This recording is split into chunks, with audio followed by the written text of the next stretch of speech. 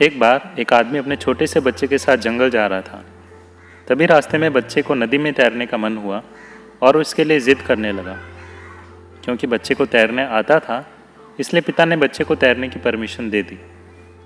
बच्चा नदी में तैरने के लिए जा ही रहा था कि अचानक उसका पैर फिसला और एक पत्थर पर चोट लगने की वजह से उसकी वहीं पर मौत हो गई। वो आदमी बहुत दुखी हुआ और सोचने लगा कि अब मैं इस घने जंगल में अपने बच्चे का अंतिम संस्कार कैसे करूं। तभी उसका रोना सुनकर एक शेर वहां आया और बड़ी ही मासूमियत से वो उस आदमी को सहानुभूति देने लगा। उस आदमी की परेशानी जानकर शेर ने उससे कहा कि आपके बच्चे का अंतिम संस्कार करने का बेस्ट तरीका मैं आपको बता सकता हूँ। आदमी ने उससे पूछा कैसे? तो शेर कहने लगा कि ऐसा करो कि इस बच्चे को तुम जंगल के बाहर किसी पहाड़ पर छोड़ आओ, ताकि सूरज की गर्मी से इस बच्चे की अंतिम गति अच्छी हो जाएगी और धरती माता इसका उद्धार कर देंगी। तभी वहाँ एक गिद्ध आया और उसने कहा कि आप बच्चे को ज़मीन पर छोड़कर मत जाओ, वहाँ पर उसे जानवर खा जाएंगे।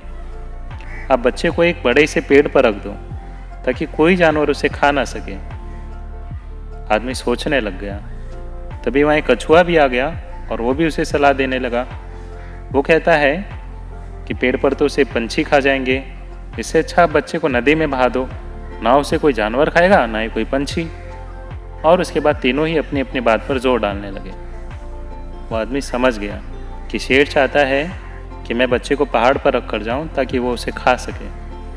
गिद्ध उसे पेड़ पर रखने की सलाह इसलिए दे रहा है ताकि वो पेड़ पर अकेले ही अपने भोजन का आनंद ले सके, और कछुआ इसलिए नदी में बहाने की सलाह दे रहा है ताकि नदी में वो आराम से अपनी दावत उड़ा सके। कई बार ऐसा होता है कि हम किसी प्रॉब्लम में फंस जाते हैं और हमें भी किसी की सलाह की ज़रूरत होती है, और उसके बारे में हम अपने आसपास के लोगों से सलाह मशवरा भी करते हैं। लेकिन उसमें से कुछ ही बार हमें सही राय मिलती है, लेकिन ज़्यादातर बार उनकी राय हमारे लिए एक और नुकसान को न्योता दे देती है। आज अगर देखा जाए तो ज़्यादातर रिश्ते सिर्फ स्वार्थ पर टिके हुए हैं।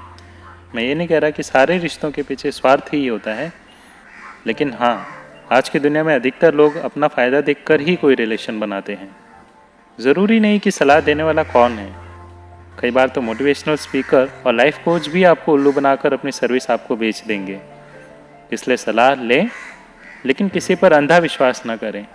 अपनी समझ से पहले उस सलाह को फिल्टर करें और उसके बाद ही कोई फैसला लें। सुनो सबकी, लेकिन करो खुद की।